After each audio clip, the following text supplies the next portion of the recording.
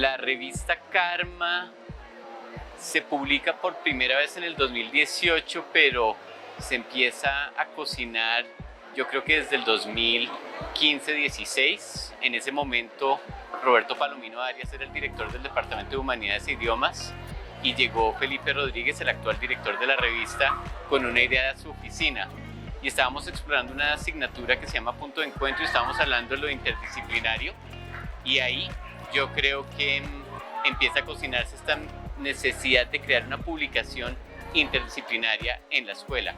Felipe es artista en su profesión y propone entonces mirar la relación entre el arte como disciplina con diversas disciplinas como la ingeniería, la ciencia, la medicina, la inteligencia militar, etc. Es decir, ponemos como punto de encuentro el arte y desde ahí Felipe empieza a explorar este límite.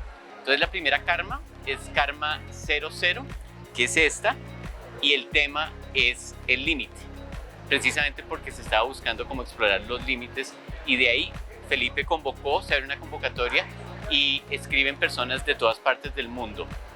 Yo quiero hacer énfasis en que Karma es una revista con un rigor académico muy alto, es decir, es una revista de investigación, pero acá también vemos que la investigación se puede hacer de diferentes formas. Ir a la fuente, crear la narrativa, no es necesariamente como se ve desde la Academia de los Pares, aunque acá hay un rigor muy grande. Entonces, la primera Karma sobre el límite para mí es un objeto bellísimo. Digamos, tú puedes consultar Karma en las redes, está ahí, en la página web de la revista está, pero tener este objeto en las manos es muy bello. Si pueden ver la calidad de las imágenes, de la diagramación, yo creo que el sello de Felipe como artista con una propuesta estética está en este objeto. La segunda revista nace como una reflexión después del 00 y esta es Karma 1, donde hablamos de arma porque entramos en la oscuridad. Y esta creo que fue una revista extraordinaria. Si ven el grosor, esto es un libro académico y de nuevo volvemos a tener escritores, investigadores de talla mundial. En el centro de esta hay una obra de la maestra Beatriz González, que es un desplegable que no va a desplegar acá, donde la pudimos entrevistar desde Karma. Y acá muestra que de todos modos estamos pensando el arte como un punto de encuentro para pensar conflictos, realidades y ver cómo interactuamos. Es decir, acá hay una idea de romper con lo disciplinario, de sesgar el mundo y tratar de traer visiones integrales. También quiero resaltar que Karma nace hasta cierto punto con estas inquietudes que plantea Felipe en la escuela, pero también con una unión con 418, que después se convirtió en Sur. Entonces este es un proyecto que también es transinstitucional, es decir, no es una sola visión, sino que se está mirando desde varias perspectivas y en ese sentido el comité editorial ha sido muy importante. Ahí yo quiero agradecer, digamos, personalmente el trabajo de Felipe, de Sergio Enciso, de Fernando Barrera, de Jorge Sarmiento, de Santiago Rodríguez, también pues obviamente de Cristina Salazar y de Jorge Cañas, porque hay un esfuerzo permanente por volver esta idea un objeto de arte que te invita a pensar, a leer, pero que además cuando lo tienes en la mano es algo extraordinario. Y creo que desde el Departamento de Humanidades Roberto Palomino también ha estado muy presente y me atrevo a decir que yo también. Es decir, esto es un esfuerzo genuino de los profesores del Departamento de Humanidades e Idiomas pensando desde una institución de ciencia y tecnología el arte, la interdisciplinariedad y otras miradas. Yo creo que, digamos, en la revista siempre planteamos una pregunta abierta. En este caso era el antropoceno e inicialmente tenía que ver cómo compensar los 4 elementos, pero después se atravesó la pandemia y vale la pena como acordarse que la revista se tenía pensada para después de la pandemia, como el 2020, y cayó eso y cerró todo, entonces no pudimos lanzarla en el 2019 y nos estancamos. Y ese espacio de tiempo cambió todo. Entonces como que Antropoceno funcionaba, pero de otra manera, porque no habíamos visto lo de estar encerrados, ¿no? Y estábamos en una coyuntura de estallido social, después pandemia, y entonces como que empezamos a pensar eso, que era una cosa global y local al tiempo, porque no todos los países como que asumieron la pandemia exactamente de la misma manera, pero también porque muchos de nuestros autores tuvieron problemas, como todos, incluyéndome, donde uno ya no podía proyectarse como de las mismas maneras que se estaba proyectando antes. Pero inicialmente pensábamos los elementos, cuál es nuestro acceso a los elementos y como cuál es la idea de antropoceno, no solamente como hablando de la era geológica donde este impacto humano es irreversible, sino también como ese punto de enunciación que es como el ser humano como centro de todo, ¿no? Y si era posible cuestionarlo, si era posible pensar en un mundo sin humanos, si era posible pensar en la muerte desde otra perspectiva. No ha sido fácil, yo creo que puntualmente, digamos, con Jorge es la persona que más hablé y con la que empezamos a pensar estos fantasmas, esta sombra que uno carga y cómo superarla, ¿sí? Como que empezamos a pensar en eso. Pero una vez afuera, yo he pensado que hemos llegado a una situación como de aislamiento muy grande, incluso ideológico. Y es como que, y el algoritmo, podemos hablar del algoritmo nos agrupa en gente que piensa de una manera, pero resiente a la otra, ¿no? Y yo siento que sí hay muchas razones para tener resentimiento en las desigualdades que plantea este país. Sin embargo, siento que lo más vital puede ser como encontrarse a discutir y a llegar a cosas, ¿no?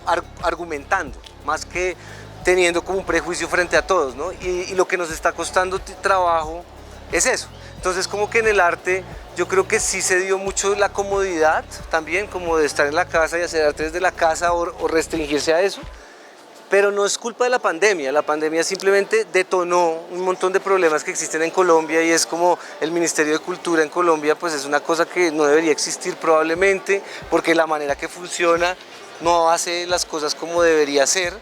Pero volver a salir también tenía que ver con una idea como que tiene que ver con la primera edición, es la idea del límite, ¿no? Es como no puede salir, es falso, salí y ya, y no pasó nada. Es como cuando uno habla de acá queda Brasil y aquí queda Colombia, es como no sé qué tan cierto es eso.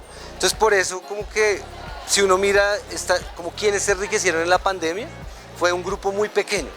Entonces la pregunta es ¿qué estamos haciendo como colectividad? ¿Sí? Nos estamos agrupando, estamos generando opciones de nuevas formas de interactuar y en realidad no, en realidad siento que estamos un poco más jodidos de la cabeza, pero nos hemos vuelto más individualistas que nunca y de alguna manera lo que se ha planteado es que se democratizó solo una cosa y es el consumo. Todos podemos consumir, todos podemos adquirir un celular, todos podemos tener una tarjeta de crédito, así no tengamos nada. Un Rappi tiene una tarjeta de crédito, pero no se han democratizado otras cosas como la educación, comer. Sabemos que hay más comida que la que puede producir el mundo, pero hay hambre, o el agua, o las cosas. Y siento que hay una comodidad en consumir y alienarse en ese consumo, como que eso justifica como que las otras cosas no sucedan. Entonces es raro porque uno sí se debería preguntar si hemos evolucionado. Siento que hoy estamos más cómodos, mi cama es más cómoda que nunca. Sí, acceder a la comida es más sencillo que pues en el inicio pero no tenemos mejor calidad de vida. No nos sentimos mejores frente a nosotros. Incluso ya hay visiones que no creen en nada. Como, no, quiero mi Netflix y mi casa y hasta que me muera. Y ahí estamos, ¿no? Ahí estamos, como reducidos al trabajo cuando tal vez ya nos tocaría trabajar, asustados de la inteligencia artificial porque no sabemos qué va a pasar y puede ser problemática y no tenemos las ganas de discutir el tema porque es complejo, sino queremos inmediatez. Tenemos hambre en el mundo, es como la crisis de la guerra en Ucrania. Y si la pregunta es si aprendimos algo de la pandemia, pues es que no. Bueno, yo estuve presente como con dos textos que están al principio y que giran alrededor como de una posición de resistencia que yo asumí durante el proceso de la pandemia en contra de los regímenes restrictivos que hubieron durante la pandemia, ¿no? Durante la pandemia no hubo momento en mi vida que estaba más en la calle, entonces yo me resistía a estar encerrado, me resistía a no encontrarme con las personas, me resistía a no tener vínculos sociales nuevos, a ocupar el espacio público, ¿no? En general fue alrededor de eso y mis textos versan alrededor de esa posición de resistencia. A mí me pasó algo y fue lo que más inspiró esta posición de resistencia desde el arte durante la pandemia, y fue una cosa que me dijo Felipe en medio de la crisis, y fue: oye, si usted es artista, yo lo conozco principalmente por ser artista, ¿por qué no responde desde el arte? Pues Felipe Rodríguez, que es el director de Karma, me dijo eso, y a partir de ahí eso fue como el punto de partida de mi posición de resistencia al miedo también, ¿no? Entonces yo atravesé todos los estallidos de los CAIs, los 50 CAIs que estallaron. Yo estuve en la calle esas noches, yo estuve en el barrio Villaluz, donde mataron a Javier Ordóñez, estuve esa noche, ese barrio se incendió. O sea, yo nunca pensé estar al lado de un banco incendiándose, y estuve ahí al lado, ¿no? Y eso me lo permitió precisamente como esa condición y esa posibilidad de ser artista, ¿no? De alguna forma, como que Felipe me dijera eso en la mitad, fue muy raro que yo me empoderara, ¿no? Como, pero es raro y también muy diciente, y es como que eso delata lo reducido que yo estaba, ¿no? Como a no ser artista, ¿no? A no estar en la calle, a no expresarme públicamente, ¿no? Entonces es como eso. Mi trabajo son 2 fotos que se llaman Bienvenidos a Bogotá, que es un letrero de Bienvenidos a Bogotá que está en la entrada de los barrios Los Laches y El Parejo, y es un letrero que dice Bienvenidos a Bogotá y está lleno de marcas de balas.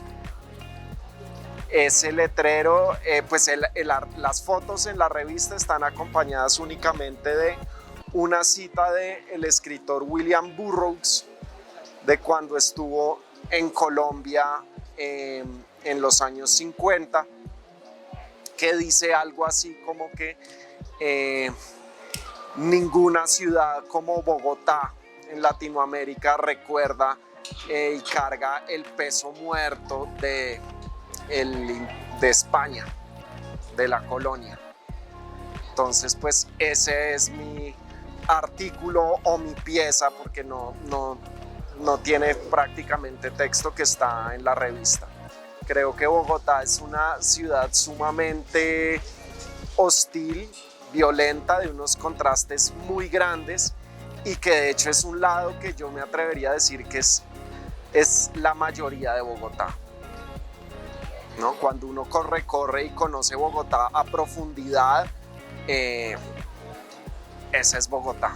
En esta versión de Karma, el tema es el antropoceno, y yo me metí de ladito para hablar sobre el concepto de ruina, el pasar del tiempo y la huella que puede dejar algo humano que de repente puede caer en el olvido. Entonces yo empecé mi artículo a través de una reflexión que tengo todos los días, que es cuando llego a la universidad y cruzo el puente de la autopista y veo por un lado el cementerio, que pues tiene una carga simbólica muy fuerte y me recuerda un horizonte que está ahí presente para todo humano, y a mano izquierda la vida que brota de la universidad. Entonces cada vez que yo llego a la escuela, como que tengo 2 emociones que se encuentran, y es muy bonito. Y ya hablando del antropoceno, entonces con Felipe le empecé a contar sobre un texto literario que quería hacer sobre la Casa del Otoño, que para mí es como un ícono de la escuela, una historia que está ahí presente, el pasado en el presente, pero que mucha gente pasa por el lado y como que no la registra. Me remonté a la teoría ahí como de Walter Benjamin, del Flaneur, de esta figura que camina, y en un texto de él que menciona, que se llama Calle una sola dirección, menciona la noción de interactuar con los objetos y que cada objeto viene cargado con historias, tiempos.